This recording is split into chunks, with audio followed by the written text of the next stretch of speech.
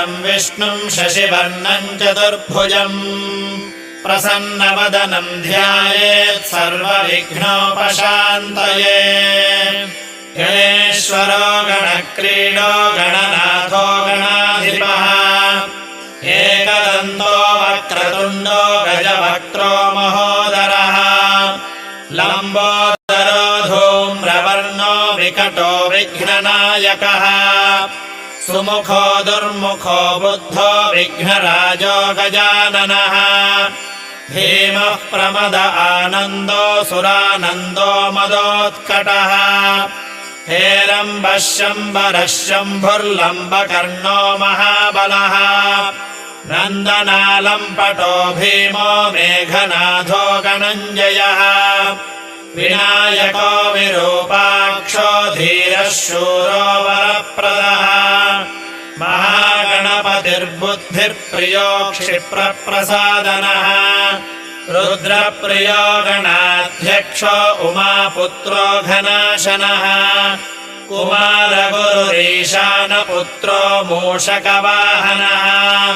सिद्धिप्रदः सिद्धिपतिः सिद्धिः सिद्धिविनायकः विघ्नोत्तुङ्गभुजो सिंहवाहनो मोहिनीप्रियः कटिकण्ठो राजपुत्रः शकलः संवितामितः कूष्माण्डगणसम्भूतर्दुर्जयो दुर्जयो जयः भूपतिर्भुवनेशश्च भूतानां पतिरव्ययः विश्वकर्ता विश्वमुखो विश्वरूपो निधिर्घृणः कविः कवीनाम् वृषभो ब्रह्मण्यो ब्राह्मणस्पतिः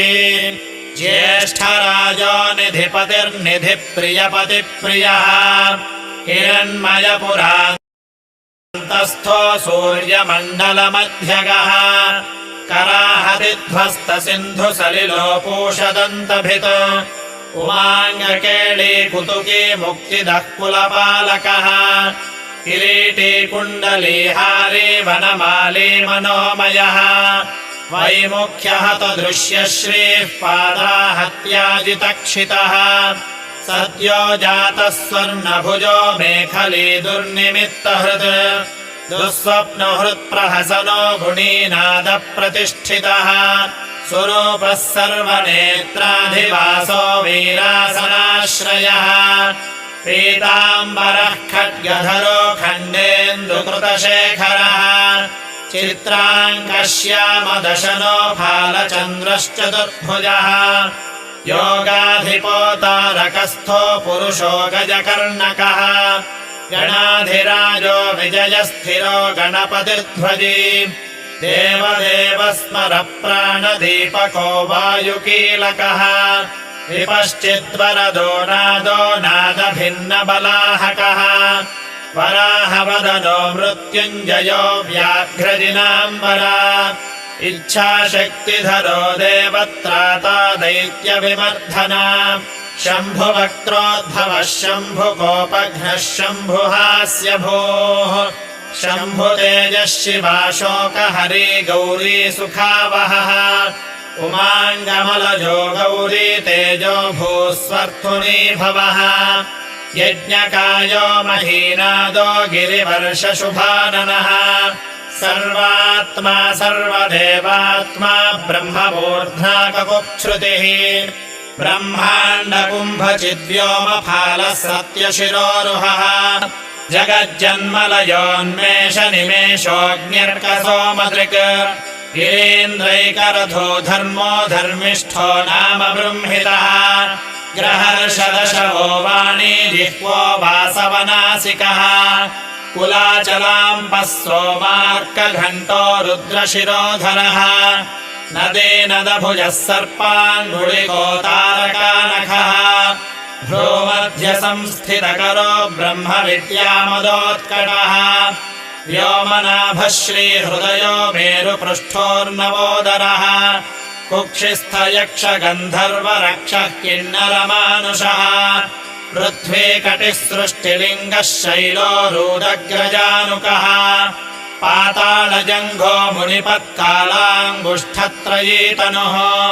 ज्योतिर्मण्डलम् लाङ्गूलो हृदयालाननिश्चलः हृत्पद्मकर्णिकाशायी वियत्केळिसरोरुहः सद्भक्तध्याननिगलो पूजावारिनिवारितः प्रतापे काश्यपसुतो गणपो विटपीबली यशस्वी धार्मिकस्वोजाः प्रमथः प्रमथेश्वरः चिन्तामणिद्वीपपतिः कल्पद्रुमवनालयः रत्नमण्डपमध्यस्थो रत्नसिंहासनाश्रयः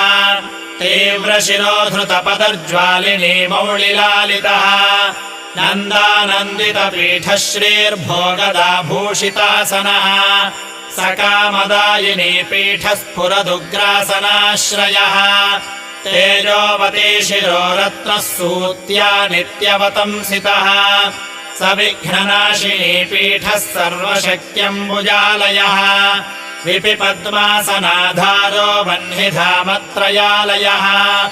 उन्नतप्रपदो गूढगुल्फः संवृतपार्ष्णकः पीनजङ्घाः शिष्ठजानुस्थूलरूपोन्नमत्कटिः निम्ननाभिस्थूलकुक्षिर्पीनवक्षार्बृहद्भुजः पीनस्कन्धो कम्बुकण्ठो लम्बोष्ठो लम्बनासिकः भग्नवामरदस्तुङ्गदक्षदन्तो महाहनुः ह्रस्वनेत्रत्रयः शूरकर्णो निबिडमस्तकः स्तम्भकाकारकुम्भाग्रो रत्नमौलिर्निरङ्कुशः सर्पहारकटीसूत्रः सर्पयज्ञोपवीतवान् सर्पकोटीरकटको सर्पग्रेवेयकाङ्गदः सर्पकक्षोदराबन्धो सर्पराजोत्तरीयकः रक्तो रक्ताम्बरधरो रक्तमाल्यविभूषणः रक्ते क्षणो रक्तकरो रक्तताल्वोष्ठपल्लवः श्वेतश्वेताम्बरधरो श्वेतमाल्यविभूषणः श्वेतातपत्ररुचिरः श्वेतचामरबीजितः सर्वावयवसम्पूर्णः सर्वलक्षणलक्षितः सर्वाभरणभूषाढ्यः सर्वशोभासमन्वितः सर्वमङ्गलमाङ्गल्यः सर्वकारणकारणः सर्वदैककरः शार्ङ्गी बीजापूरगदाधरः इक्षुचापधरः शूली चक्रपाणिः सरोजभृत् पाशोधृतोत्पलः शाली मञ्जरीभृत्स्वदन्तभृत् कल्पवल्लिधरो विश्वाभयदैककरो वशी अक्षमालाधरो ज्ञानमुद्रवान्मुद्गरायुधः पूर्णपात्रीकम्बुधरो विधूतारिसमोहकः मातुलुङ्गधरो चूतकलिकाभृत्कुठारवान् पुष्करस्थः स्वर्णघटी पूर्णरत्नाभिवर्षकः भारती सुन्दरी नाथो विनायकरतिप्रियः महालक्ष्मीप्रियतमः सिद्धलक्ष्मी मनोहरः रमा रमेश पूर्वाङ्गो दक्षिणो मामहेश्वरः महीवराह वामाङ्गरति कन्दर्प पश्चिमः आमोदमोद जननः स्वप्रमोदप्रमोदनः समेधितसमृद्धः श्रीर्बुद्धिः सिद्धिप्रवर्तकः दत्तसौमुख्यसुमुखः कान्तिकन्दलिताश्रयः मदनावत्याश्रिताङ्घ्रिः कृतवैमुख्यदुर्मुखः विघ्नसम्पल्लतोपघ्नो नदोन्निद्रमदद्रवः विघ्नकृन्विघ्नचरणो द्राविणी शक्तिसत्कृतः तीव्रप्रसन्ननयनो ज्वालिनी पालनैकदृक् मोहिनी मोहनो भोगदायिनी कान्तिमण्डितः कामिनी कान्तवक्त्रः श्रीरधिष्ठितवसुन्धरः वसुधारामनो मोदमहाशङ्खनिधिप्रभुः नमद्वसुमती मौलिमहापद्मनिधिप्रभुः सर्वसद्गुरुसंसेव्यः शोचिष्केशहृदाश्रयः ईशानमूर्धा देवेन्द्रशिखः पवननन्दनः उग्रः प्रत्यग्रनयनो दिव्यास्त्राणाम् प्रयोगवान् ऐरावतादिसर्वाशा वारणावरुणप्रियः वज्राद्यस्त्रपरीवारो गणचण्डसमाश्रयः जयो जयपरीवारो विजयो विजयावहः अजितार्जितपादाब्जो नित्यावतंसितः विलासिनीकृतोल्लासः शौण्ये सौन्दर्यमण्डितः अनन्तानन्तसुखदः सुमङ्गलः इच्छाशक्तिज्ञानशक्तिक्रियाशक्तिनिषेवितः तुभगा संश्रितपदो ललिता ललिताश्रयः कामिनी कामनः कामो मानवी केलिलालितः सरस्वत्याश्रयो गौरी नन्दनः श्रीनिकेतनः गुरुगुप्तपदो वाचा सिद्धो वागीश्वरेश्वरः नलिनी कामुको वामा रामा ज्येष्ठा मनोरमः रौद्री मुद्रितपादाब्जो हुम्बीस्तुङ्गसशक्तिकः विश्वादिजननत्राणः स्वाहा शक्तिः सकीलकः अमृताब्धिकृता वासो मधुघास्थिरलोचनः उच्छिष्टगण उच्छिष्टगणेशो गणनायकः सर्वकालिकसंसिद्धिर्नित्यशैव दिगम्बरः अनपायोऽनन्तदृष्टिरप्रमेयोऽन्तरामरः अनाविलोप्रतिरधो अच्युतो अमृताक्षरः अप्रतर्क्योऽक्षयो जय्यो अनाथश्च अनामयः अमोघसिद्धिरद्वैतो अघोरो प्रतिमाननः अनाकारोऽभिभूम्यग्निबलघ्नो व्यर्ततिक्षणः आधारपीठ आधार आधाराधेयवर्जितः आखुवाहनकेत्वाशापूरकाखुमहारणः इक्षुसागरमध्यस्थो इक्षुभक्षणलालसः इक्षुचापातिरेकश्रीरिक्षुचापनिषेवितः इन्द्रगोपसमानः श्रीरिन्द्रनीलसमुद्युतीः इन्दीवरदलश्यामो इन्दुमण्डलदर्शनः इन्द्रप्रिय इडाभाग इडाधाम्नेन्दिराप्रियः इक्ष्वाकुविघ्नविध्वंसी इति कर्तव्यतेप्सितः ईशानमौलिरीशान ईशानसुत ईशघः ईशनत्रयकल्पान्त ईहमात्रविवर्जितः उपेन्द्र उडुपन्मौलिरुडेरकबलिप्रियः उन्नतावन उत्तुङ्ग उदरस्त्रिदलाग्रणीः ऊर्जस्वामज्वलतमो ऊहापोहदुरापधः ऋग्यजुस्सामसम्भूतिबुद्धिः सिद्धिप्रवर्तकः ऋजुचित्तैकसुलभो ऋणत्रयविमोचनः स्वभक्तविघ्ननाशश्च मरद्विच्छक्तिलोपकृत् विमुखार्चानाविलुप्तः श्रीर्लोताविस्फोटनाशनः एकारपीठमध्यस्थ एकपादकृतासनः एजिताखिलदैत्यश्रीरेजिताखिलसंश्रयः ऐश्वर्यनिधिरैश्वर्य ऐहिकामुष्मिकप्रदः ऐरम् मदनमोन्मेष ऐरावतनिभाननः ओङ्कारवाच्य ओङ्कार ओजस्वानोषधीपतिः औदार्यनिधिरौद्धत्यधुर्य औन्नत्यविग्रहः सुरनागानामङ्कुशश्च सुरविद्विषमङ्कुशः असिमस्तविनर्गान्तपादेषु परिकीर्तितः कमण्डलुधरः कल्पो कपर्दीकलभाननः कर्मसाक्षी कर्मकर्ता कर्मा कर्मफलप्रदः कदम्बकोरकाकारो कूष्माण्डगणनायकः कारुण्यदेहः कपिलः कथको कटिसूत्रभृत् खर्वो खड्गप्रियो खड्गी खतान्तस्थः खनिर्मलः खर्वाटशृङ्गनिलयो खट्वाङ्गी खदुरासदः गणाढ्यो गहनो गम्यो गद्यपद्यसुधार्णवः गद्यगानप्रियो गर्जो गीतगीर्वाणपूर्वजः गुह्याचाररतो गुह्यो गुहागमनिरूपितः गुहाशयो गुहाब्धिस्थो गुरुगम्यो गुरुर्गुरुः घण्टा घर्घरिकामाली घण्टकुम्भो घटोदरः चण्डश्चण्डीश्वरश्चण्डी चण्डेशश्चण्डविक्रमः चराचरपिता चिन्तामणिचर्वणलालसः छन्दश्छन्दोपपुच्छन्दो दुर्लक्षो छन्दविग्रहः जगद्यो निर्जगत्साक्षि जगदीशो जगन्मयः जपो जपवरो जप्यो जिह्वा सिंहासनप्रभुः झलज्झलोल्लसद्दान झङ्कारिभ्रमराकुलः टङ्कारस्फारसंवर्या वामकारिमणिनूपुरः तापत्रयनिवारी च सर्वमन्त्रैकसिद्धिदः धुण्डिमुण्डो डाकिनीलो डामरो डिण्डिमप्रियः धक्कानिनादमुदितो ढौको ढुण्ढिविनायकः तत्त्वानाम् परमस्तत्त्वज्ञेयो तत्त्वनिरूपितः तारकान्तरसंस्थानस्तारकस्तारकान्तकः स्थाणुप्रियस्थाता स्थावरो जङ्गमो जगत् दक्षयज्ञप्रथमनो दाता दानवमोहनः दयावान् दिव्यविभवो दण्डहृद्दण्डनायकः दन्तप्रभिन्नाभ्रमलो दैत्यवारणवारणः दंष्ट्रालग्नद्विपघटो देवार्थन्मृगजाकृतिः धनधान्यपतिर्धन्यो धनदो धरणीधरः ध्यानेकप्रकटो ध्येयो ध्यानो ध्यानपरायणः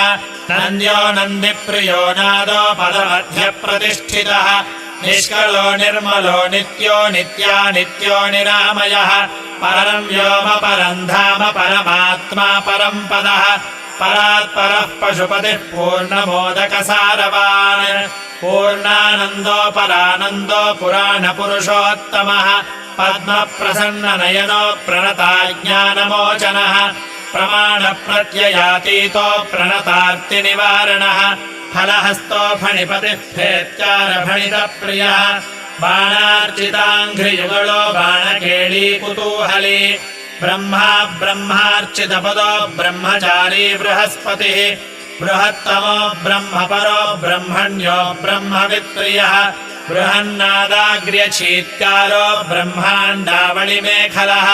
भ्रूक्षेपदत्तलक्ष्मीको भर्गो भद्रो भयापहः भगवान् भक्तिसुलभो भूतिदो भूतिभूषणः भव्यो भूतालयो भोगदाता भ्रूमध्यगोचरः मन्त्रो मन्त्रपतिर्मन्त्री मदमत्तमनोरमः मेखलवान् मन्दगतिर्मतिमत्कमलेक्षणः महाबलो महावीरो महाप्राणमहामनाः यज्ञो यज्ञपतिर्यज्ञगोप्ता यज्ञफलप्रदः यशस्करो योगगम्यो याज्ञिको याजकप्रियः रसो रसप्रियो रस्यो रञ्जको रावणार्चितः रक्षा रक्षाकरो रत्रगर्भो राज्यसुखप्रदः लक्षो लक्षप्रदो लक्ष्यो लयस्थो लड्डुकप्रियः लास्यप्रियो लास्यपदो लाभकृल्लोकविश्रुतः वरेण्यो वह्निवदनो वन्द्यो वेदान्तगोचरः विकर्ता विश्वतश्चक्षुर्विधाता विश्वतो मुखः वामदेवो विश्वनेता वज्री वज्रनिवारणः विश्वबान्धव विष्कम्भधारो विश्वामरप्रभुः शब्दब्रह्मशमप्राप्तो शम्भुशक्तिगणेश्वरः शास्ता शिखाग्रनिलयो शरण्यो शिखरीश्वरः षड्ऋतुकुसुमस्रग्वीषडाधारो षडक्षरः संसारवैद्यः सर्वज्ञो सर्वभेषजभेषजः सृष्टिस्थितिलयक्रीडः सुरकुञ्जरभेदनः सिन्दूरितमहाकुम्भः सदसद्भक्तिदायकः साक्षी समुद्रमथनो स्वसंवेद्यः स्वदक्षिणः ततन्त्रः सत्यसङ्कल्पः सामगानरतः सुखी हंसो हस्तिपिशाचीशो हवनो हव्यकव्यभुक् हव्यो हृतप्रियो हर्षो हृल्लेखामन्त्रमध्यगः क्षेत्राधिपो क्षमा भर्ता क्षमा परपरायणः क्षिप्रक्षेमकरो क्षेमानन्दो क्षोणीसुरद्रुमः धर्मप्रद्रोऽर्थदः कामदाता सौभाग्यवर्धनः विद्याप्रदो विभवदो भुक्तिमुक्तिफलप्रदः अभिरूपकरो वीरश्रीप्रदो विजयप्रदः सर्ववश्यकरो गर्भदोषघ्नो पुत्रपौत्रदः मेधादो कीर्तिदः शोकहारी दौर्भाग्यनाशनः प्रतिवादिमुखस्तम्भो दुष्टचित्तप्रसादनः पराभिचारशमनो दुःखभञ्जनकारकः लवस्त्रुटिः कलाकाष्ठा निमेषो घटिमुहूर्तकः प्रहरश्च दिवानक्तो अहोरात्रो अहर्निशः पक्षो मासायनो वर्षायुगः कल्पो महालयः राशिस्तारातिथिर्योगो वारः करण अंशकः लग्नो होराकालचक्रो मेरुः सप्तर्षयध्रुवः राहुर्मन्दः कविर्जीवो बुधो भौमः शनिरविः कालः सृष्टिस्थितिर्विश्वस्थावरो जङ्गमो जगत् भूरापोऽग्निर्मरुद्व्योमाहङ्कृते प्रकृतिः पुमान् ब्रह्म विष्णुः शिवो रुद्ररीशशक्तिः सदाशिवः